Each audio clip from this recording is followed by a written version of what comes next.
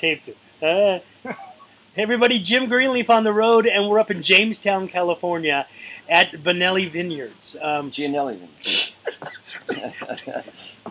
I'm supposed to be doing this kind of stuff, man.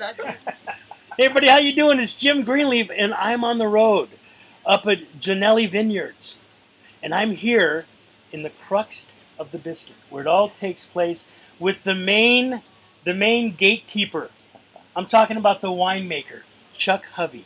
Chuck, pleasure to meet you, my friend. Nice to meet you. Thank you very much. Yeah. You know, and I can feel it. There's a lot of emotion into doing what you're doing, isn't there? I'm a very fortunate person. I love my job, and I love working in the foothills, and especially in Tuolumne County, where there's a lot of new stuff going on, a lot of new vineyards going in, and a lot of energy starting up right now, and it's really fun to be part of it. So, winemaker. Define winemaker. Well, winemaker's job basically he's responsible for making sure that the fruit that he's going to be using to make the wine is mature and ripe when they pick. So right about now, a little bit later in the summer, I'll be walking through the vineyards quite a bit, making sure that the vineyards aren't overcropped, making sure there's no mildew out there. There's a number of things I look for. But the main thing is deciding when to pick. And that's a very important decision because... I'm sorry, Chuck, I had this vision of you walking out, the people just falling. Is it time to go? It's not quite like that, but I'll take baggies with me, and I'll pick little berries, and fill up a baggie with berries from certain blocks, and then I'll bring them in here, and I'll squish them all up, and I'll check the sugar content, and I'll check the pH and the acidity of the juice.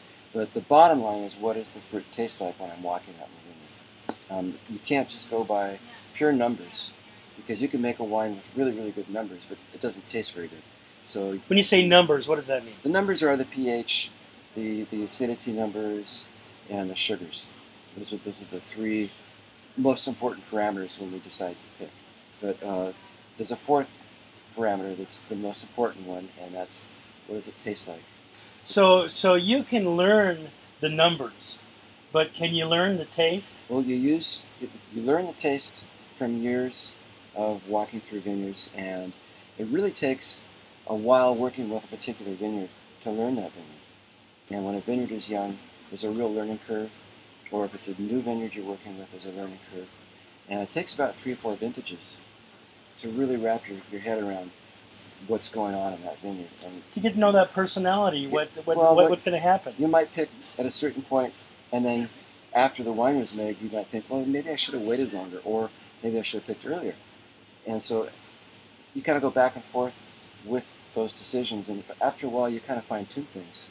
And that's why it's important for a winemaker to work with the same vineyard year after year after year, because if you keep bouncing around to different places, you don't really have a relationship with that vineyard that you need to make. I got to ask you, relationship with Ron, how is that? Now, Ron and Lori Gianelli are the best. I was very fortunate to meet them in 2007. It's been 3 years now, and it's gone by really fast, and it's been a lot of fun watching this place kind of rise up. You know, they love the sacred ground that they're growing this on. Yeah. And I'm sure that kind of goes over into the taste and the flow and what's happening. Well, that's really important to me when I make wines, that the people that are involved in this business have that passion and that feeling about making wine, because that's why we're in this, because it's fun, and it's people who are in this business are in it because they're passionate. The successful people are in it because they're passionate about really believe in the exactly. final deal. Now, I noticed here, this is kind of a little scientist, alchemist, kind of a looking thing here. Yeah. I didn't do well in that in school. But we have some wines here, and they're labeled not like you'd have the label of the wine. What do we have here?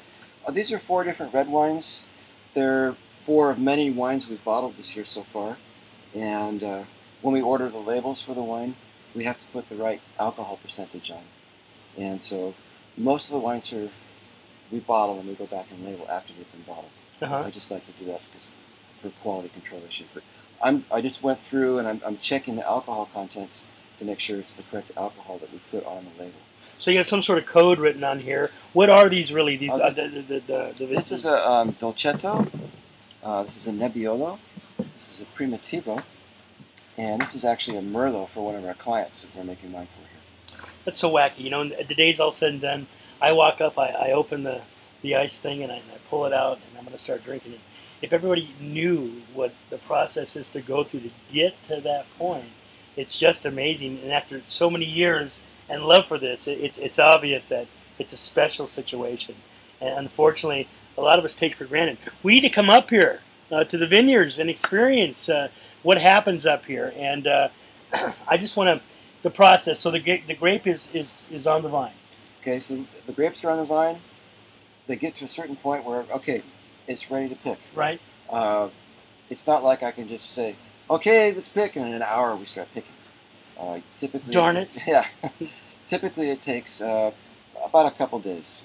You need about a 48-hour advance. To make sure yourself, or to make sure the grapes? Just to get everything lined up, get a crew, and there's so much going on in the winery that I have to schedule. It's a lot like a chess game because we have so many different lots of wine that come in here that we can't take everything in all at once. It just wouldn't work. So you have to, I have a board that I lay everything out as far as what's coming in when. And so you kind of have to stay ahead of the game and plan out. I usually plan out during harvest 5 or 6 days ahead. So I know what I'm going to be doing a week ahead of time. So in that process, we decided that we're going to pick them. We pick them. They're in the lots. Mm-hmm. Then what takes place? Grapes are picked into small 1/2 ton bins, and they're hand picked. Wait. Small 1/2 ton bins. Well, that's opposed to a lot of times you'll see big semi trucks going down the highway with these big tanks on a flatbed truck. And they hold about 4 tons per gondola. We pick in little. To me, they're small bins. They're 1/2 ton bins, and then they're staged here. We weigh the grapes, and then when everything's picked, I know how many tons I have. Then we'll go through and we'll gently crush the berries, and if it's a red wine, they'll go right back into the bins, and we actually ferment our red wines in the bins.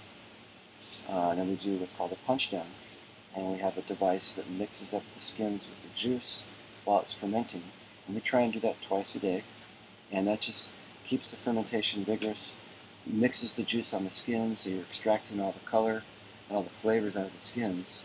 And that fermentation takes roughly 6 to 10 days. And when the wine is what we call dry, meaning all the sugar is gone because the yeast have consumed all the sugars and converted it to alcohol, then we let it sit on the skins for a couple days, and then we'll press it. So then the pressing is where we separate the skins and the seeds from the wine. And so we'll gently dump the must, which we call the grapes and the wine and the seeds, into a press, and then strain off the wine into a tank, and we'll let that tank settle for a number of days, and we'll do what's called a racking, where we pump the clear wine off the sediment to another tank, and then we'll rack it into barrels. Wow. And that's the red wine.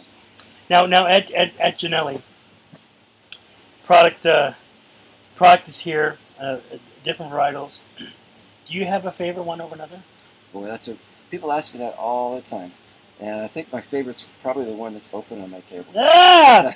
There you go. How about red over white or white over red? It depends. Depends on the circumstances. And you like them all, huh? Yeah. Well, thank you. Thank you, Chuck. It's been enlightening, a pleasure. All right. And when's the party? Is there a party? do we get together and party when it's all done? Every day. Every day's a party when you're in a winery. That's okay, right. Well, thank you so much for all the information, and you brought us a long way. Great. Well, everybody, hope you enjoyed Jim on the Road today, and once again, GIANELLI Vineyards. Chuck HOVEY. HOVEY. I was waiting for that. The winemaker extraordinaire. Thanks, Jim. Thank you.